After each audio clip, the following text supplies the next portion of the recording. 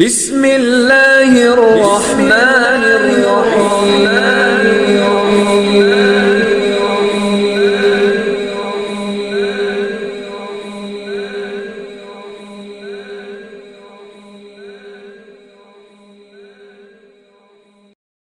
লক্ষ কোটি তার থেকেও অনেক অনেক অনেক গুণ বেশি দুরূদ আর সালাম পাঠ করছি আমাদের প্রিয় নবীর প্রতি, যিনি শামসুদ্দোহা, যিনি বদরুদ্দুজা, যিনি নূরুল হুদা, যিনি হাবিবে খোদা, যিনি সৈয়দুল কাউনাইনি ওয়াস সাকালাইন, সৈয়দুল আম্বিয়া ওয়াল মুরসালিন, রাসূল রাব্বিল আলামিন, সৈয়দুনা নবিয়ুনা শফিউনা হাবিবুনা তবিবুনা ওয়া তবিবু কুলুবিনা ওয়া কুদওয়াতুনা ওয়া সানাদুনা ওয়া মাওলানা মুহাম্মদ সাল্লাল্লাহু আলাইহি ওয়া আলিহি ওয়া সাল্লামের প্রতি, যিনি গোটা জীবন কাটিয়েছেন উম্মতের মহাব্বতে, সারা জীবন কেঁদেছেন উম্মত উম্মত বলে, এখনো কাঁদছেন মদিনাতুল মুনাওয়ারায়।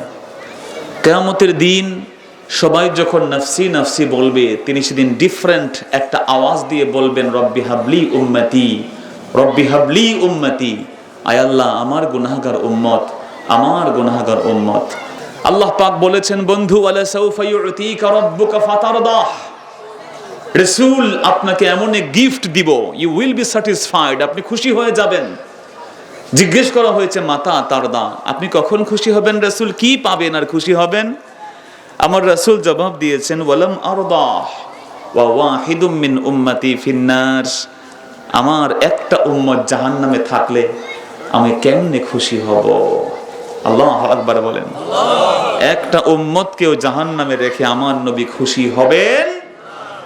যেই নবী আমাদেরকে এত ভালোবাসেন, সেই নবীকেও আমাদের ভালোবাসা দরকার আছে না নাই? তার সুন্নত তরিকায় আমাদের জীবনকে গঠন করার প্রয়োজন আছে না নাই? আবার একই সাথে সেই নবীর বিরুদ্ধে কেউ যদি কথা বলে, রাসূল পাকের শান মানকে নিয়ে কটাক্ষ করে, আল্লাহর হাবিবের আরশ চুম্বি মর্যাদা নিয়ে কেউ ছিনিমিনি খেলে, মুসলমান সব ভেদাভেদ ভুলে গিয়ে ভাইয়ে ভাই হয়ে আল্লাহর হাবিবের সম্মান আর মর্যাদা রক্ষার জন্য একসাথে এক প্ল্যাটফর্মে এসে নাস্তিক আর বেদিনদের বিরুদ্ধে দাঁত ভাঙা জবাব দেওয়ার দরকার আছে না নয়? মুহতারাম হাজিরিন, আমরা যেন এই জায়গাতে এক থাকি, কারণ আমাদের রব এক, আমাদের প্রভু এক, আমাদের নবী এক, আমাদের জীবন বিধান এক। কিন্তু খুব আনফরচুনেটলি গোটা বিশ্বের সব কাফেররা খুব অবাক হবেন, সব অমুসলিমরা মনে করে আমরা এক উম্মত। আল্লাহু আকবার বলেন। এজন্য দেখবেন ইরাকের বুকে মুসলমানদের উপরে হামলা হয়েছে, আফগানিস্তানে হয়েছে, ফিলিস্তিনে হয়েছে, কাশ্মীরে হয়েছে, সর্বশেষ হয়েছে রোহিঙ্গা মুসলমানদের উপরে। ভাই, রোহিঙ্গা মুসলমানের কার দাড়ি বড়, কার ছোট, কার পাগড়ি বেশি, কার পাগড়ি নাই, কার দাড়ি আছে কি দাড়ি নাই, পাঞ্জাবি আছে কি আছে নাই, এর দিকে কিন্তু তাকায় নাই। তাদের উপরে ম্যাসিভলি ইন জেনারেলি সামগ্রিকভাবে আঘাতটা হয়েছে। এজন্য আমরা যেন বুঝি যে আমরা আসলে দুই তিন না, আমরা এক নবীর এক উম্মত, আমাদের রব একজন। জোরে বলেন, তিনি কে? আল্লাহ তো বলেছেন, জেনে রাখবে তোমরা উম্মত হচ্ছ উম্মাতান ওয়াহিদা, তোমরা ওয়ান ফলোয়ার, একটাই উম্মত তোমরা। আমরা যেন অপর ভাইকে অন্তত এই একটা দিক থেকে মহব্বত, ভালোবাসা প্রকাশ করতে পারি। জোরে কোন আমিন। মুহতারাম হাজিরিন, আমরা আজকে তেলাওয়াত শুনেছি সূরাতুল বাকারার 245 নম্বর আয়াত। সূরাতুল বাকারা, বাকারা অর্থ হলো গাভী, গাভীর সূরা। এই কথাটা কেমন শোনায়, এজন্য অনেক ওলামায়ে কেরাম বলছেন, আস-সূরা আল্লাতী ইউযকারু ফিহা আল বাকারা, এটা হচ্ছে এমন এক সূরা যে সূরাতে গাভীর কথা উল্লেখ আছে। আল্লাহু আকবার বলেন। মুহতারাম হাজিরিন, সব কিছুর কথা আল্লাহ পাক কোরআন শরীফে বলেছেন। আল্লাহ বলেছেন, আমি আমার কোরআন শরীফে কিচ্ছু বাদ দেই নাই, কিচ্ছু বাদ দেই নাই। পৃথিবীতে যে মানুষ যা খুঁজবে তার সমাধান অন্য কোথাও না পেলে সে কোরআন শরীফে খুঁজে পেয়ে যাবে। সুবহানাল্লাহ বলেন। এজন্য কোরআনুল কারীমকে বলা হচ্ছে হুদাল লিন নাস, it is a complete guidance for the human being, তামাম বিশ্ব জগতের সমস্ত মানুষের জন্য একটা গাইডলাইন। সুবহানাল্লাহ বলবেন না? কেবল মুসলমানদের জন্য না, কেবল মুত্তাকি পরহেজগারদের জন্য না, এটা কুল কায়নাতের সব মানুষের জন্য এটাকে গাইডলাইন, দস্তুর, কনস্টিটিউশন করে পাঠিয়ে দিয়েছেন কে? আল্লাহ। এই জন্য আমার মুসলমান ভাইয়েরা, এই কোরআনুল কারীম যার মধ্যে আল্লাহ রাব্বুল আলামিন সব উল্লেখ করেছেন, এমনকি আম্মা জান আয়েশা রাদিয়াল্লাহু আনহা বলেন, দুনিয়ার কোন গোলাম যদি তার জুতার ফিতাটাও হারিয়ে ফেলে, ওই জুতার ফিতাটা খুঁজে না পায়, সে যেন কোরআন শরীফ পড়া শুরু করে জুতার ওই ফিতাটা, হারানো ফিতা ফিরিয়ে দিবেন তাকে কে? আপনার প্রশ্ন হতে পারে, জুতার ফিতা এটা আবার কোরআন শরীফে পাওয়া যাবে কেমনে? ভাই আমার, পাওয়া যাবে এইভাবে যে একজন নাস্তিক এক মুসলমানকে প্রশ্ন করেছিল, তোমার কোরআন শরীফে নাকি সব কিছু আছে, বলো তো আজকে পেঁয়াজের দাম কত? কোরআন শরীফ উত্তর দিতে পারবে কিনা? কথা বুঝেন নাই? It is a very logical question. খুব দুষ্টামি করে নাস্তিকরা এমন প্রশ্ন করে। মুসলমান সন্তান জবাব দিল, অবশ্যই এই কথাটাও কোরআন কারিমে আছে। কোরআনুল কারিমে কোনো কিছু বাদ নাই। কোরআন কারিম কেবল মসজিদের এই কিতাব না, কেবল মাদ্রাসার কিতাব না, বরং এই কোরআন কারিমকে গোটা বিশ্ব জগতের অর্থনীতি, সমাজনীতি, রাজনীতি, পররাষ্ট্রনীতি, আন্তর্জাতিক নীতির গ্রন্থ হিসেবে নাজিল করে দিয়েছেন কে?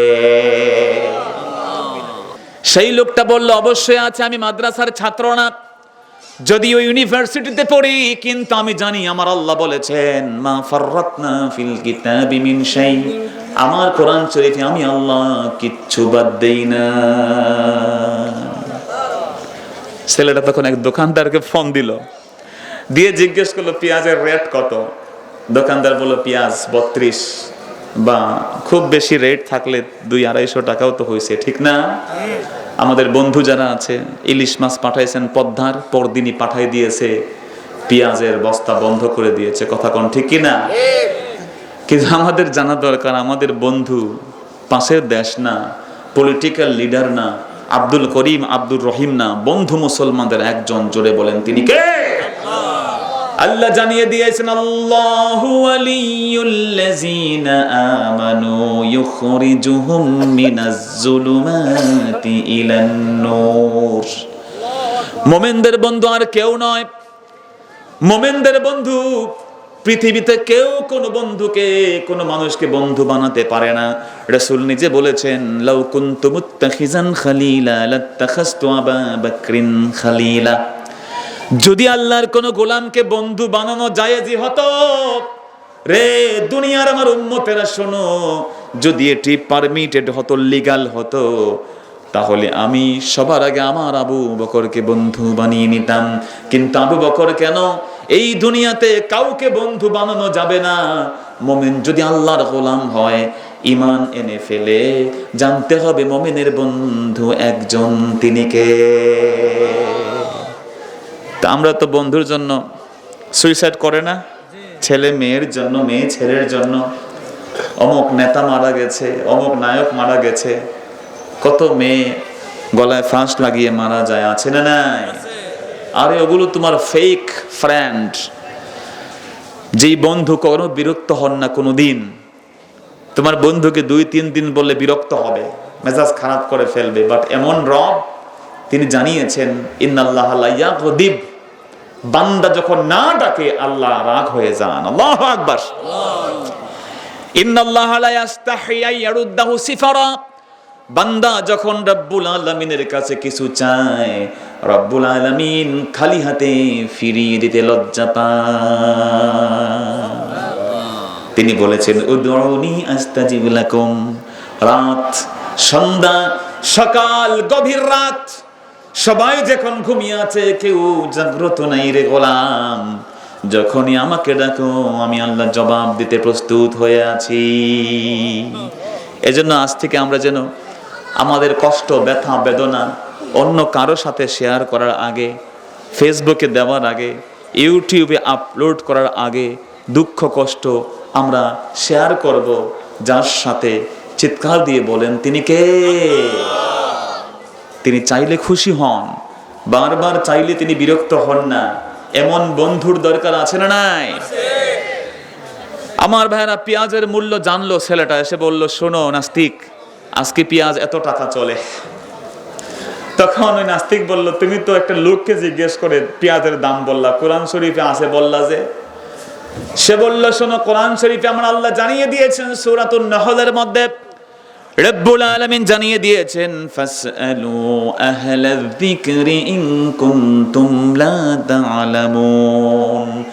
যদি না জানো তাহলে যারা জানে তাদেরকে জিজ্ঞেস করে জেনে নাও। সুবহানাল্লাহ।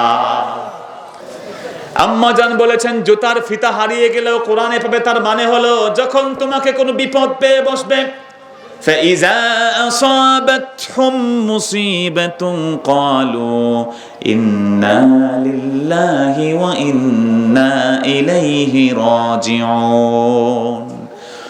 একজন ধৈর্যশীল ব্যক্তি হলো সে, যখনই তাকে কোনো বিপদ পেয়ে বসে, বিপদ পেয়ে বসলে সে হাহুতাশ করে না, পাগলামি করে না, তখনই সে বলে ফেলে ইন্না লিল্লাহ। যারা বলেন কি বলে?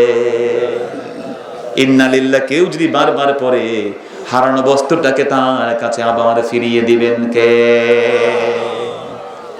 তো সূরা বাকারা, যার মধ্যে গাভীর কথা উল্লেখ আছে, তার 245 নম্বর আয়াত আমরা তিলাওয়াত শুনেছি। এই আয়াতুল কারিমার উপর নির্ভর করে আমরা কিছু কথা শুনবো।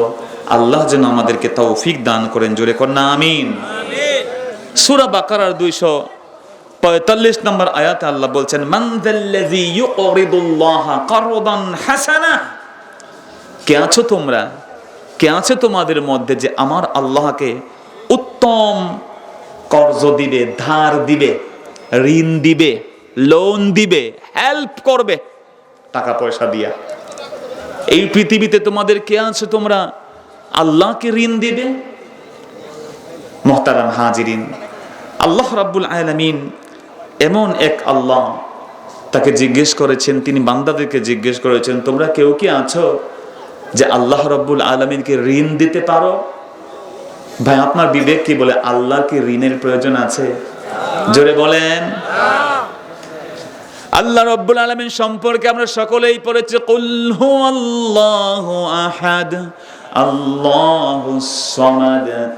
আমাদের রব একজন, জোরে বলেন তিনি কে? আল্লাহ নিজে বলছেন আল্লাহুস সামাদ। আল্লাহ রাব্বুল আলামিন তিনি ইন্ডিপেন্ডেন্ট, তিনি সার্বভৌমত্বের মালিক। রব্বুল আলামিন তিনি কারো উপরে নির্ভর করেন না, তিনি অভাবমুক্ত। ওয়াল্লাহু গানিয়ুন ওয়া আনতুমুল ফুকারা।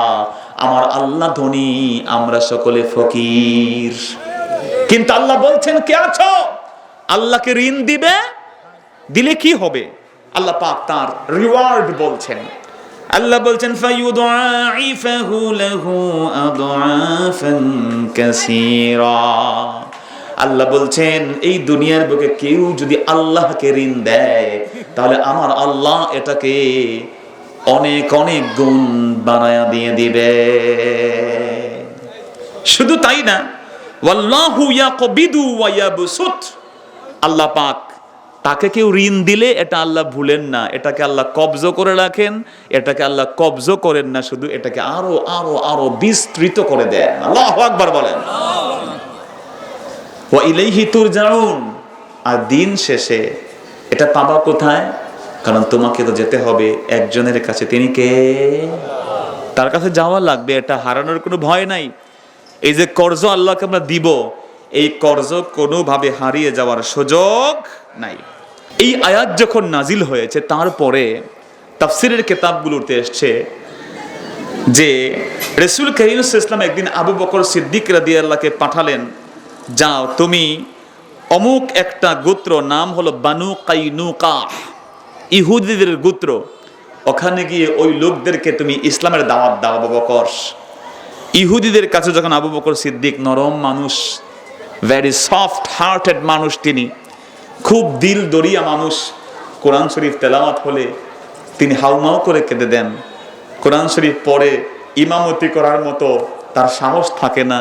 কোরআন তেলাওয়াত করলেই চোখ দিয়ে দর দর করে পানি পড়ে। এত নরম দিলের মানুষ আবু বকর সিদ্দিক চলে গেলেন বানু কাইনুকাতে, গিয়ে দাওয়াত দিলেন। তাদেরকে গিয়ে বললেন, আমিনু ইত্তাকুল্লাহ আসলিম, আল্লাহর গোলামরা, ইহুদিরা শোনো, ইসলাম গ্রহণ করে ফেলো, নিরাপত্তা পেয়ে যাবে।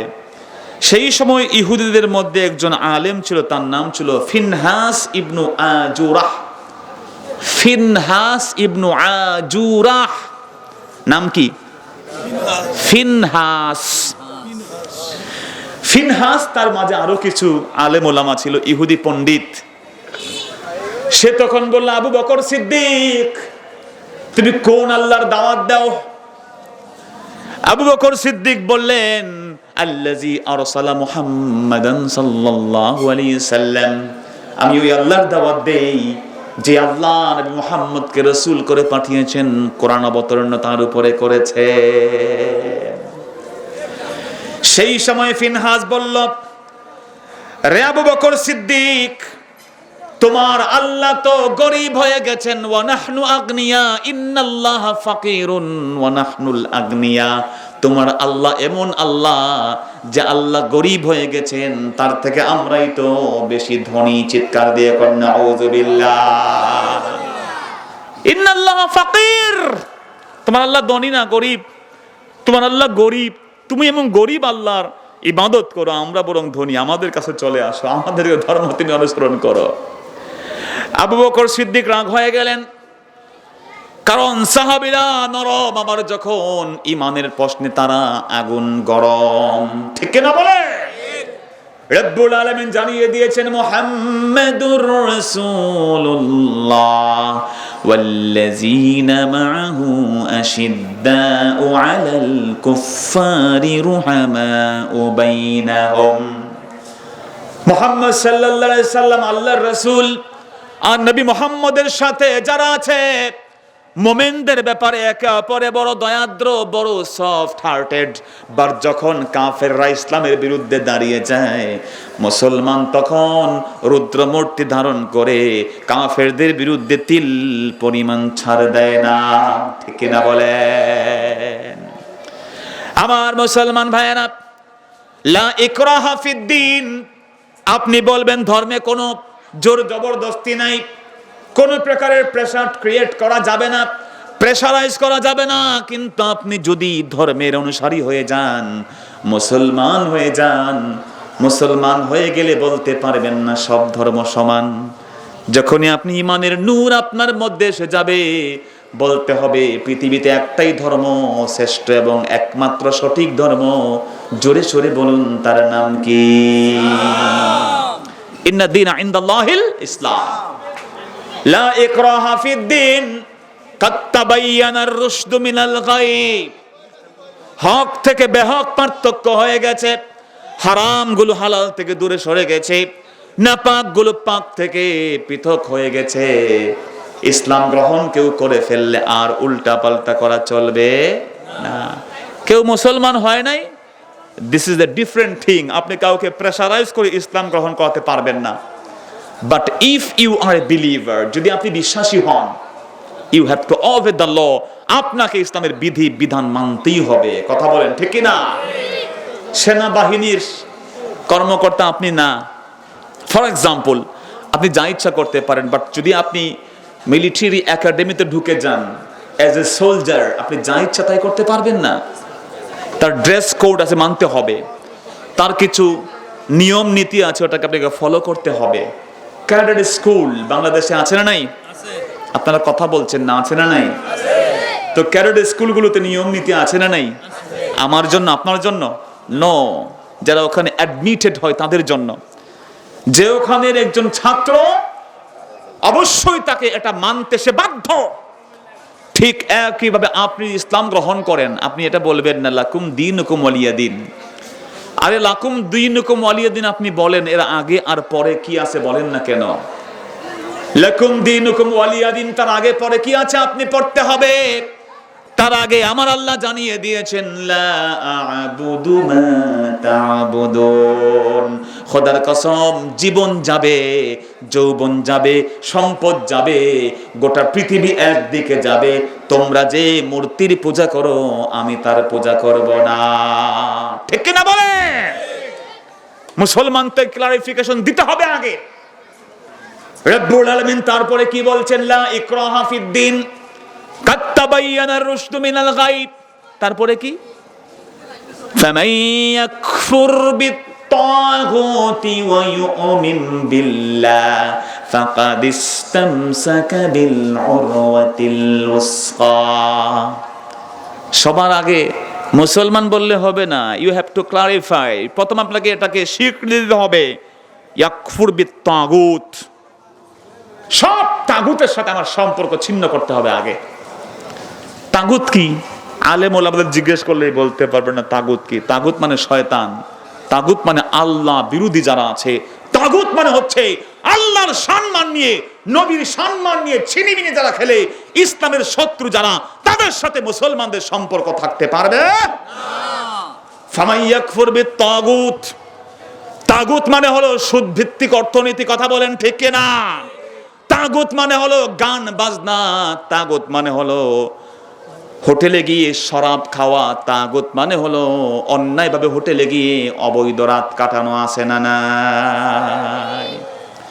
কিন্তু আপনি মুসলমান বললেন আমানতু বিল্লাহ, মসজিদে গিয়ে বললেন ঈমান এনেছি, মাহফিলে এসে মাইক নিয়ে বললেন আমি একজন কমপ্লিট প্র্যাকটিসিং মুসলিম, কিন্তু যখন মাহফিল শেষ, রাতের বেলা আপনি মসজিদ ছেড়ে আমার বন্ধু হোটেলে গিয়ে শরাব খাইলেন। আপনি মসজিদে এসে বললেন লা আল্লাহ, আমি কারো সাথে সম্পর্ক রাখবো না, সব সম্পর্ক ছিন্ন করে ফেলবো, কিন্তু আপনি সকালবেলা দৌড়ালেন সুদের ব্যাংকের কাছে, সুদের উপরে ঋণ নেওয়ার জন্য, আছে না না? সুদ কি জায়েজ নাকি ভাই? কোন আলেম ওলামা বলছেন হারাম, সম্পূর্ণ হারাম।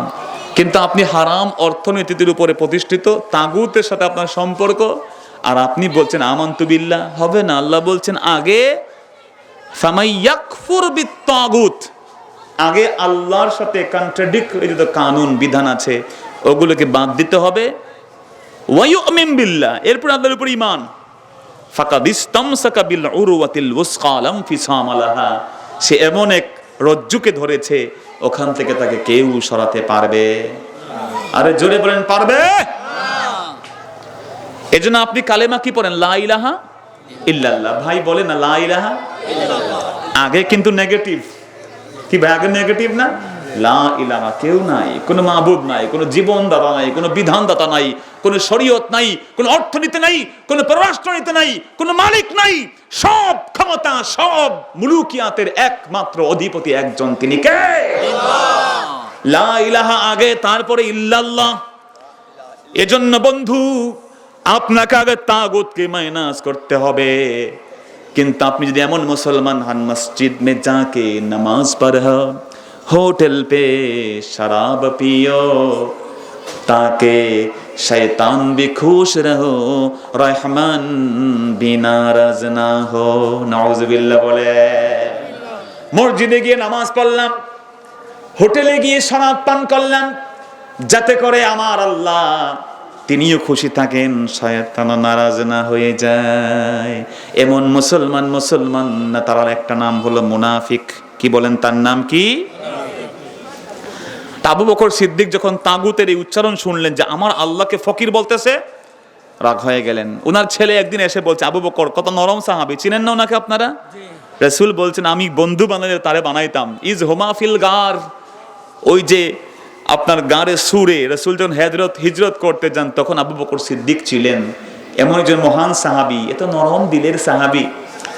তার ছেলে এসে বলছেন, আবু বকর বাবা, কুনতু উকাতিলু মাআকা হিনা কুনতু মুসলিম কাফেরা, যখন আমি কাফের ছিলাম তোমার লগে যুদ্ধ করছি। আব্বা তোমাকে বহু চান্স পাইছি কিন্তু মারি নাই। কেন? ইউ আর মাই ড্যাড, তুমি আমার আব্বা, এই জন্য মারি নাই। আমি কাফের, তুমি মুসলমান, নবীকে প্রোটেক্ট করতে গেছো, তোমাকে ছেড়ে দিছি, তুমি আর আব্বা বলে আব্বা। এখন তো মুসলমান, এখন পূর্ণ ইমানদার হয়ে গেছি। কিন্তু আবু বকর সিদ্দিক কি বলেছেন শুনলে আপনি অবাক হবেন, আপনি স্ট্রেঞ্জ হবেন। আবু বকর সিদ্দিক রাদিয়াল্লাহু বললেন, আমার বেটা কান পেতে শুনে নাও, বাবা বলে তুমি আমাকে ছেড়ে দিয়েছো, কিন্তু খোদার কসম করে বলি আমার নূর নবীকে মারার জন্য তুমি তরবারি উঁচু করেছো। আমি আবু বকর সিদ্দিক বলেছি, তোমার জন্মদাতা পিতা, জন্মদাতা বাবা আমি তোমার পিতা, তোমার জন্য কলিজায় মহব্বত আছে। কিন্তু যখন তুমি তাগুতের পক্ষে চলে গেছো, আল্লাহ এবং তার রাসূলের বিরুদ্ধে চলে গেছো, তরবারি তাদের পক্ষে উঠিয়েছো রাসূলের বিরুদ্ধে, আমি সামান্য সুযোগ পেলে আল্লাহর কসম সন্তান তোমাকে ছেড়ে দিতাম না। জিহাদের ময়দানে বলছি, বাড়ি ঘরে গিয়ে মারার সুযোগ নাই। কথা বুঝেন তো ভাই? এগুলো ইসলামের মিস ইন্টারপ্রিটেশন করে কিছু তথা কথিত বুদ্ধি প্রতিবন্ধী, ঠিক কিনা বলে? এরা বলে দ্য শর্ট ভার্স, কোরআন শরীফের তরবারির আয়াত আছে। কি আয়াত? যেখানে মুশরিকদের পাও সেখানে মারো। আরে মুশরিকদের যেখানে পাও সেখানে মারো, এটা ইন জেনারেল না, সব জায়গায় পাইলেই মারা যাবে না। আল্লাহ তো এটাও বলেছেন, ওয়ালা তাসুব্বুল্লাযিনা ইয়াদউনা মিন দুনিল্লাহ, আল্লাহ ছাড়া কেউ কারো মূর্তিকে ডাকুক, একজন মূর্তিকে মুসলমান তুমি গালি দিতে পারবে না। এটা কেন বলো না তুমি? এটা হচ্ছে যুদ্ধের ময়দানে। আরে বাবা, যুদ্ধের ময়দানে তো কে কাকে বাঁচাবে? মার কাট, আক্রমণ, অ্যাটাক, এটাই তো যুদ্ধ। কথা বলেন ঠিক কিনা? যুদ্ধের ময়দানের আয়াতকে আপনি সব জায়গায় খাটাবেন না। এজন্য আল্লাহ বলছেন, মান কাতালা নাফসান বিগাইরি নাফসিন আও ফাসাদিন ফিল আরদ ফাকান্নামা কাতালান নাস জামিআ। এই দুনিয়ায় কেউ যদি একজন একটা জীবনকে মেরে ফেলে, একটা কাফের হতে পারে, হিন্দু হতে পারে, মুসলমান হতে পারে, ইহুদি, নাসারা, খ্রিস্টান, বৌদ্ধ হতে পারে। আল্লাহ বলেন নাই মান কাতালা মুসলিমান, কেউ একজন মুসলমানকে বাল্য, বলছেন মান কাতালা নাফসা।